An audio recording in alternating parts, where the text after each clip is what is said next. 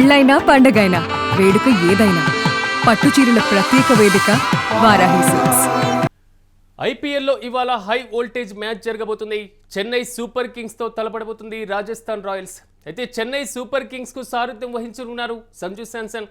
అయితే కాలికి గాయం కావడంతో మ్యాచ్ కు దూరంగా ఉన్నారు ఎంఎస్ ధోని.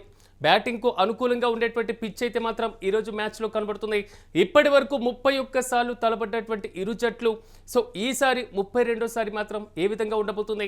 సిఎస్కే ఇప్పటికే 16 సార్లు విజయం సాధించింది. అదేవిధంగా ఆర్ఆర్ 17 సార్లు విజయం సాధించినటువంటి పరిస్థితి కనబడుతుంది.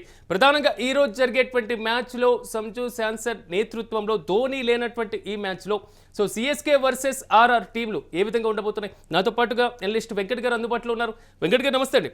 ఓవరాల్గా ఈరోజు జరిగేటువంటి మ్యాచ్కి సంబంధించి సిఎస్కే వర్సెస్ ఆర్ఆర్ ఎలా ఉండబోతుంది అనుకోవాలి? ఇరు జట్ల యొక్క బలాబలాలు ఏంటి?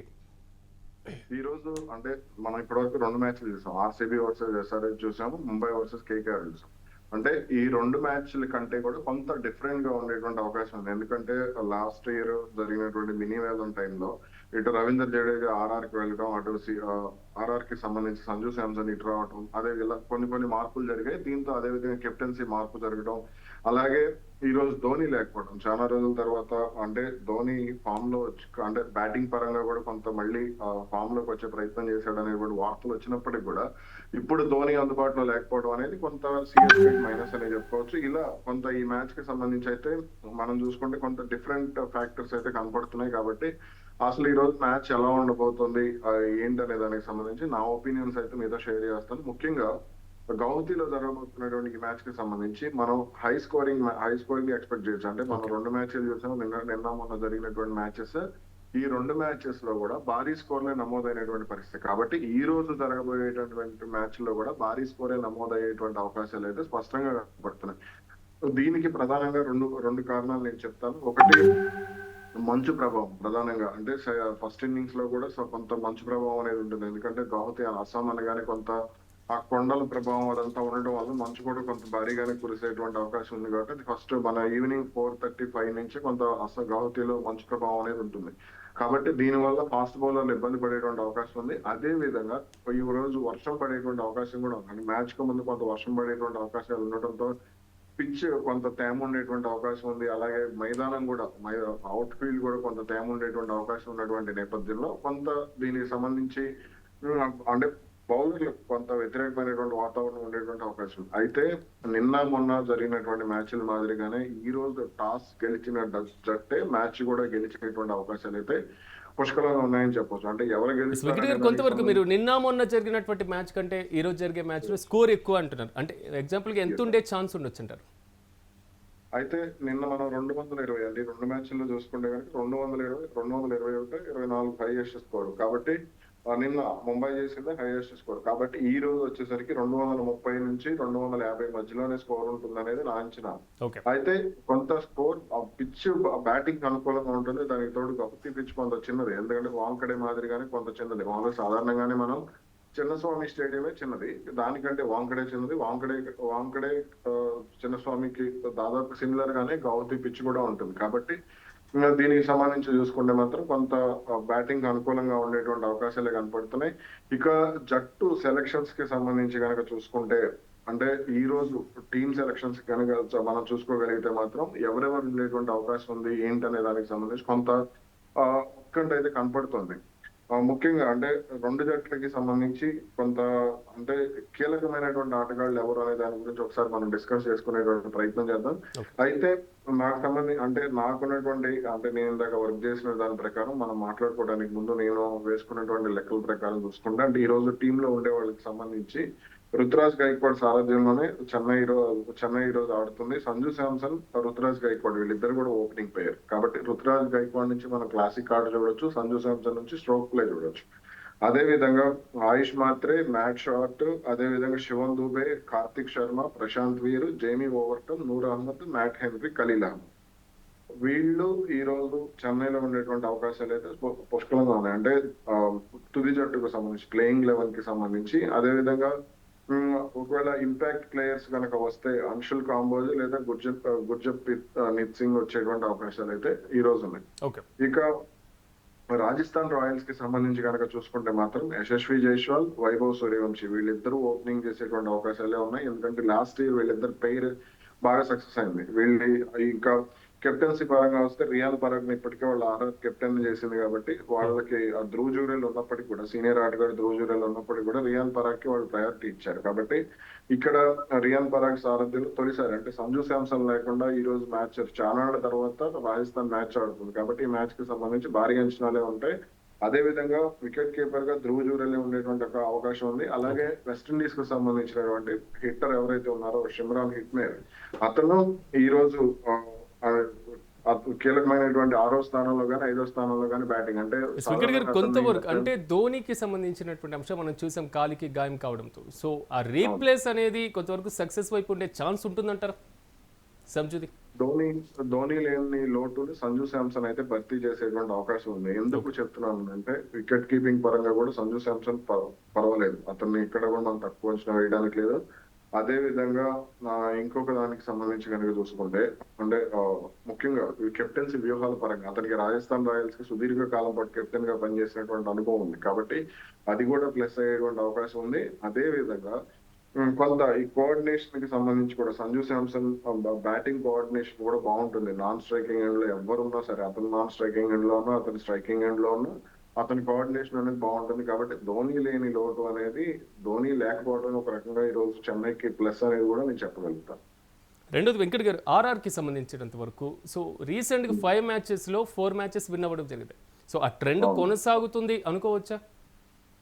ఖచ్చితంగా అనుకోవచ్చు. అయితే నాకున్నటువంటి దాని ప్రకారం కానీ, ఈ రోజు నేను చదివినటువంటి న్యూస్ ప్రకారం కానీ, లేదంటే నా అంచనా ప్రకారం కానీ, ఈ రోజు రాజస్థాన్ రాయల్స్ కి కొంత అంటే చెన్నై కంటే కూడా రాజస్థాన్ రాయల్స్ ఈ రోజు నాకు కొంత బలంగా కనపడుతుందని నేను చెప్తాను. ఎందుకంటే ఈ వైభవ్ సూర్యవంశీ, అదే విధంగా Yashasvi Jaiswal combination, Riyan Parag, Dhruv Jurel, Shimron Hetmyer ఇలా చాలా వరకు కూడా వాళ్ళు బలంగానే కనపడుతున్నారు. అయితే చెన్నైని కూడా మనం తక్కువ అంచనా వేయడానికి లేదు. కానీ నాకు ఇక్కడ బౌలింగ్ పరంగా చూసుకుంటేనే కొంత చెన్నై కంటే కూడా రాజస్థాన్ రాయల్స్ కొంత బలంగా కనపడుతోంది అనేది అయితే నేను స్పష్టంగా చెప్పగలుగుతా. ఎందుకు అనంటే జోఫ్రా ఆర్చర్ అతని బౌలింగ్ మనం చూసాం. గత కొంతకాలంగా ఫామ్ లో లేకపోయినప్పటికీ కూడా జోఫ్రా ఆర్చర్ ముందు నుంచి కూడా కీలకమైనటువంటి బౌలరే. అదే విధంగా రవి బిష్నాయ్ బౌలింగ్ కూడా చాలా అంటే రాజస్థాన్ రాయల్స్ అతన్ని చాలా సమర్థవంతంగా వాడుకునేటువంటి ప్రయత్నం చేస్తుంది. అతను కూడా రాజస్థాన్ రాయల్స్ కి అలాగే బలమవుతున్నటువంటి పరిస్థితి. అదే విధంగా సందీప్ శర్మ, ఇతని మీడియం పేస్ అనేది, ఇతని స్లో బాల్స్ అనేవి ఖచ్చితంగా చెన్నై బ్యాట్స్మెన్ ఖచ్చితంగా ఇబ్బంది పెడతాయి. ముఖ్యంగా ఈ రుతురాజ్ గైక్వాడ్ కానీ, సంజు శాంసన్ కానీ, శివం దుబే కానీ ఇటువంటి ఆటగాళ్ళు ఖచ్చితంగా ఇబ్బంది పడేటువంటి అవకాశాలు అయితే ఉన్నాయని నేను చెప్పగలుగుతాను.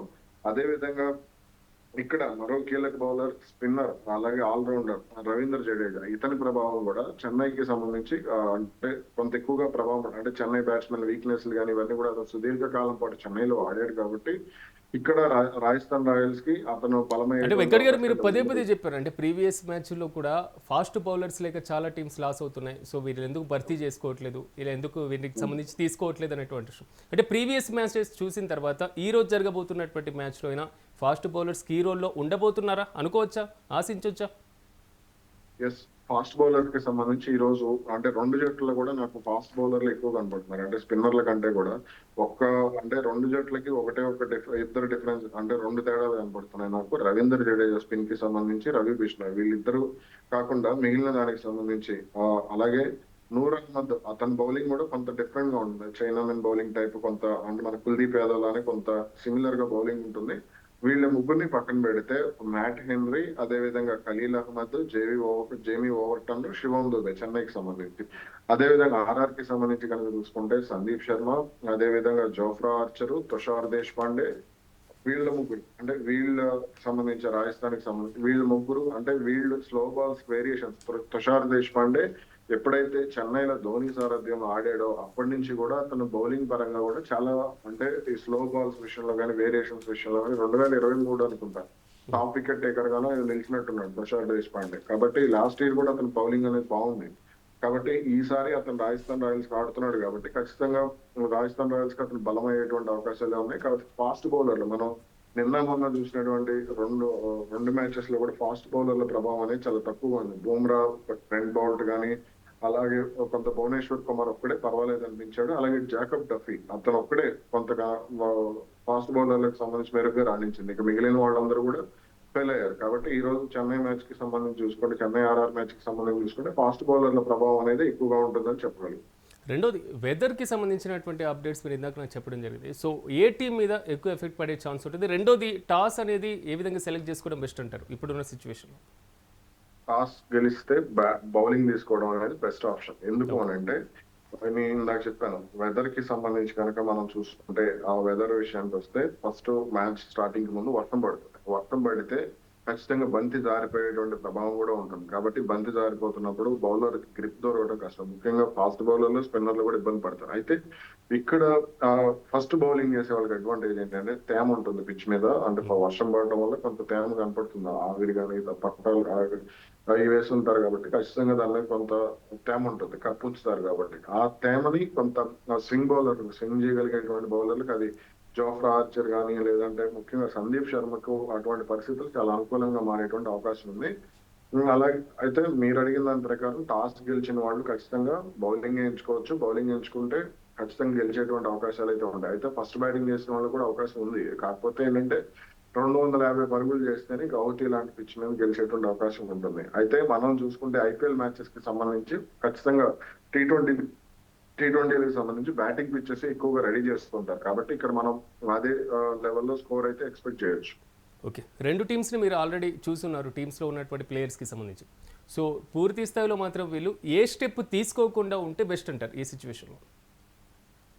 అయితే ఇక్కడ ఇంపాక్ట్ ప్లేయర్స్ విషయంలో కొంత జాగ్రత్త పడాల్సినటువంటి అవసరం ఉంది. ఎందుకు అని అంటే ముఖ్యంగా నా ఒపీనియన్ ప్రకారం నిన్న సూర్యకుమార్ యాదవ్ ముంబై ఇంపాక్ట్ ప్లేయర్ గా తీసుకొచ్చింది. మరి ఎందుకు తీసుకొచ్చింది, అతనికి ఎందుకు ఫస్ట్ ఇన్నింగ్స్ రెస్ట్ ఇచ్చారో నాకు అర్థం కాలేదు. కానీ అతను అసలు నేను అంటే అతను ఆడతీరు కదా కొంతకాలంగా చూస్తున్నాడు, కొంత అతనికి రెస్ట్ ఇస్తే బాగుంటుందేమో అనేటువంటి ఒపీనియన్ కూడా నేను చెప్పగలుగుతాను. ఎందుకంటే స్ట్రైక్ రొటేషన్ కి సంబంధించి విమర్శలు వచ్చినాయి కాబట్టి. అలాగే ఈ రోజు ఇంపాక్ట్ ప్లేయర్స్ కి సంబంధించి నేను చెన్నైకి చూసుకుంటే కనుక అంశుల్ కాంబోజ్ ని ఇంపాక్ట్ ప్లేయర్ గా తీసుకొచ్చేటువంటి అవకాశం ఉంది అని కొంత వార్తలు వస్తున్నాయి. కాబట్టి ఇక్కడ అతని కంటే కూడా గుర్జన్ ప్రీత్ సింగ్ ని తీసుకురావడమే చెన్నైకి ప్లస్ అవుతుంది. అలాగే రాజస్థాన్ కి సంబంధించి కూడా చూసుకుంటే ఆడమ్ మిల్షే గానీ, లేదంటే కనుక నాండ్రీ బర్గర్ కానీ, వీళ్ళిద్దరిలో పోలిస్తే నాండ్రీ బర్గరే వీళ్ళకి ప్లస్ అయ్యేటువంటి అవకాశం ఉండదు రాజస్థాన్కి సంబంధించి. కాబట్టి ఈ ఇంపాక్ట్ ప్లేయర్స్ విషయంలో వీళ్ళు చాలా జాగ్రత్తగా ఉండాలి. అదే విధంగా పవర్ ప్లేకి సంబంధించి మీరు అడిగిన ప్రశ్నలో ఇంకొక ముఖ్యమైన ఇంపార్టెంట్ ఏంటంటే పవర్ ప్లేకి సంబంధించి వీళ్ళు నిన్న మనం చూసాం పవర్ ప్లేలో రెండు జట్లు కూడా బాగా ఆడినాయి. కాకపోతే పవర్ ప్లేకి సంబంధించి కీలకమైనటువంటి వికెట్లు కోల్పోకూడదు. కీలకమైన వికెట్లు కోల్పోతే తర్వాత ఉన్నటువంటి బ్యాట్స్మెన్ మీద ఒత్తిడి పడేటువంటి అవకాశం ఉంటుంది. కాబట్టి కీలకమైనటువంటి వికెట్లు కోల్పోకుండా పవర్ ప్లేలో ఫస్ట్ 6 ఓవర్లలో 70 పరుగులు తగ్గకుండా చేయగలిగితే మాత్రం రాజస్థాన్ రాయల్స్ కానీ, చెన్నై సూపర్ కింగ్స్ కానీ చాలా కలిసి వచ్చేటువంటి అవకాశం ఉంది. ఆ ఇంపాక్ట్ అనేది భారీ స్కోర్ మీద పడుతుంది. అయితే ఇక్కడ ఇంకొక ఫ్యాక్టర్ కూడా ఉంది. మిడిల్ ఓవర్స్ కి సంబంధించి స్లో అయిపోతుంది. ఇలా ఫర్ ఎగ్జాంపుల్ రాజస్థాన్ వీళ్ళు 200 కేకేఆర్ 200కు పైగా కొట్టేటువంటి అవకాశం ఉందని నేను లెక్కేసుకున్నాను. కానీ సినిమా చూస్తే అక్కడికి వచ్చేసరికి కొంత డిఫరెంట్ గా కనపడింది. అంటే ఎలా అంటే మిడిల్ ఓవర్స్ వచ్చేసరికి బుమ్రా గానీ, ట్రెంట్ బౌల్ట్ గానీ, లేదంటే అతను శార్దుల్ ఠాకూర్ గానీ వీళ్ళు చాలా కట్టుదిట్టంగా బౌలింగ్ చేశారు. కాబట్టి ఈ రోజు మ్యాచ్ కి వచ్చేసరికి ఈ మిడిల్ ఓవర్స్ లో పరుగులు చేసే దాని మీద కూడా బ్యాట్స్మెన్ మిడిల్ ఆర్డర్ కి సంబంధించి ఎక్కువగా దృష్టి పెట్టాలి. నిన్న ముంబై మిడిల్ ఆర్డర్ ఫెయిల్ అయింది. ముంబై మిడిల్ ఆర్డర్ అంత గొప్పగా ఆడలేదు. నాకు ఓపెనర్లు ఆడకపోతే ముంబై ఓడిపోయేదేమో అనిపించింది. కాబట్టి ఇక్కడ మిడిల్ ఆర్డర్ కి సంబంధించి చాలా వరకు దృష్టి పెట్టాల్సినటువంటి అవసరం ఉంది. మొన్న ఆర్సీబీ మిడిల్ ఆర్డర్ చూసారు ఎలా ఉందో, అలా ఉంటే ఈ రోజు కూడా అంటే మిగిలిన జట్లు కూడా మిడిల్ ఆర్డర్ మీద అలా వర్కౌట్ చేసుకుంటే మాత్రం మంచి రిజల్ట్ ఉంటుంది. రైట్ వెంకట్ గారు, మాతో పాటు పార్టిసిపేట్ చేసినందుకు థ్యాంక్ యూ. మొత్తం మీద మాత్రం ఐపీఎల్లో ఇవాళ హై వోల్టేజ్ మ్యాచ్ జరగబోతుంది. చెన్నై సూపర్ కింగ్స్తో తలపడబోతుంది రాజస్థాన్ రాయల్స్ ఆర్ఆర్. అయితే చెన్నై సూపర్ కింగ్స్కు సారథ్యం వహించనున్నారు సంజు శాంసన్. కాలికి గాయం కావడంతో మ్యాచ్కు దూరంగా ఉన్నారు ఎంఎస్ ధోని. ఈ నేపథ్యంలో ధోని ప్లేస్ను శాంసన్ పూర్తి స్థాయిలో భర్తీ చేస్తారా అనేటువంటి బలమైనటువంటి వాదన అయితే వినపడుతుంది. మరి చూడాలి ఈరోజు జరిగేటువంటి మ్యాచ్లో. అదేవిధంగా బ్యాటింగ్కు అనుకూలంగా ఉండేటువంటి పిచ్ కూడా చాలా స్పష్టంగా కనబడుతుంది.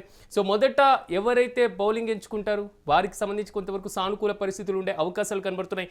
ఇప్పటి వరకు మొత్తం 31 మ్యాచ్లు ఈ రెండు జట్ల మధ్య జరిగితే సో సిఎస్కే 16 సార్లు, ఆర్ఆర్ 15 సార్లు విజయం సాధించినటువంటి పరిస్థితులు మనం చూసాం.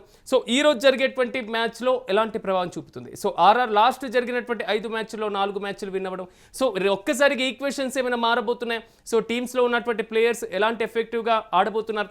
మరి ముఖ్యంగా చెప్పుకోవాలంటే అక్కడ ఉన్నటువంటి పిచ్ కొంతవరకు హిమపాతం అంటే ఎక్కువగా పడుతూ ఉండేటువంటి అవకాశం ఉంటుంది కాబట్టి, సో ఎక్కువగా జారేటువంటి స్వభావం ఉండేటువంటి పరిస్థితి ఉంటుంది కాబట్టి, సో స్కోర్ అంతవరకు మాత్రం ఎలా ఉండే ఛాన్స్ ఉంది? ప్రీవియస్గా జరిగినటువంటి 2 మ్యాచ్లకి మించి ఈరోజు స్కోర్ జరగబోతుందా అనే దానిపైన మాత్రం ఈరోజు రాత్రి క్లారిటీ వచ్చేటువంటి అవకాశాలు అయితే చాలా స్పష్టంగా కనబడుతున్నాయి.